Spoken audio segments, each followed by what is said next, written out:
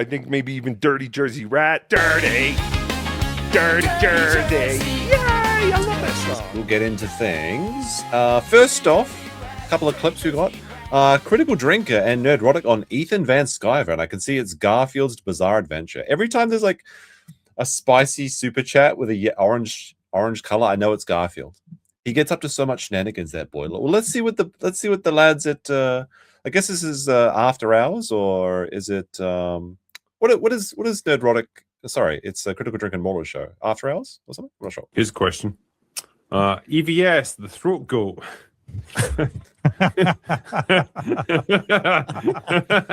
No one's ever going to let me forget about that. EVS. Open bar. That's right. Said he's loving Lanterns so far.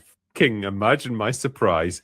Yeah. He also loves Supergirl as well. Again, see my previous statement. He'll take. Is that like the only person that likes Supergirl except for perhaps Angry Joe? I didn't even know there was a Green Lantern TV show at all, to be honest. Like, I think Green Lantern is like one of the most unmonetizable characters. I don't think it's ever been successful except for in the comics. There's just something about it. There's just something about Green Lantern that's not cool. I'm sorry. Like, he's allergic to yellow or something. Like, the yellow lanterns are like they're, I don't know. It sounds pretty dumb. Shadow Gifted, 5 subs over on Kick. Thank you very much. The opposite of whatever position you guys take. On a side note, Rainbow the Brute is 6 years late. No refunds.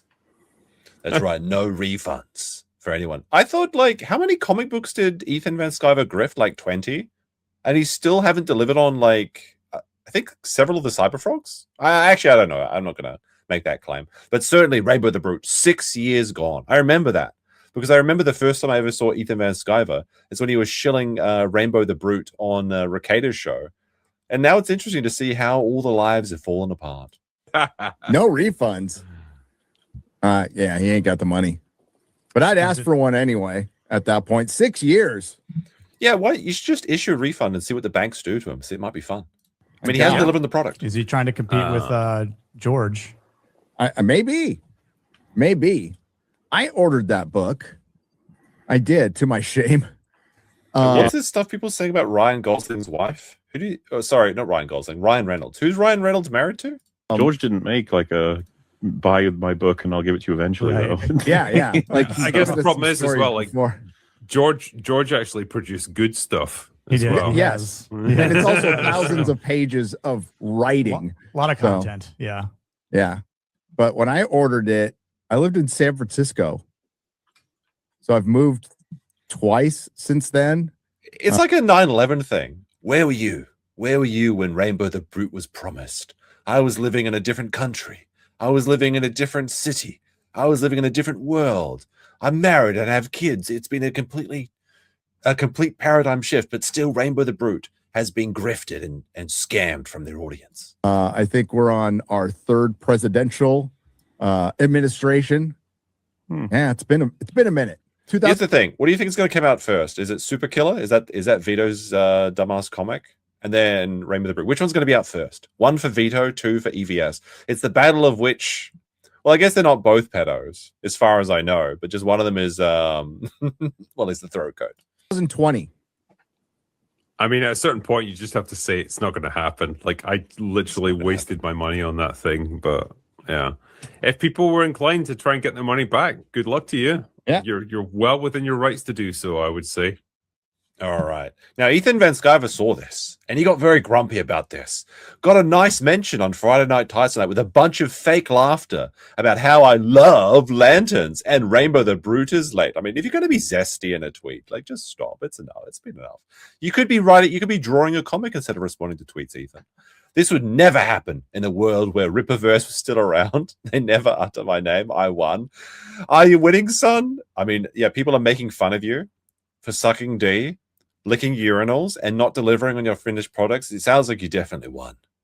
Had to mention Rippaverse. I don't know if he's being ironic here or not. You never can tell with him. All right, now we have a massive W for Mike Clum. Now, Mike Clum, I was surprised how far this documentary went. I guess it was like pretty insane what actually happened. Like, it's the absolute spectacle of it all. Now, a lot of people were questioning Mike Clum and like, what was his motivation? What's the point of this? Why are you having aura farming scenes in a documentary about a pedo. It seemed a very, very odd move to make. However, it was very entertaining in a very sick and depraved way, but the cinematography was fantastic. But everyone was like kind of questioning Mike Clum's choices in life, considering he just spent the last 2 years looking at shits that EDP had been sending him.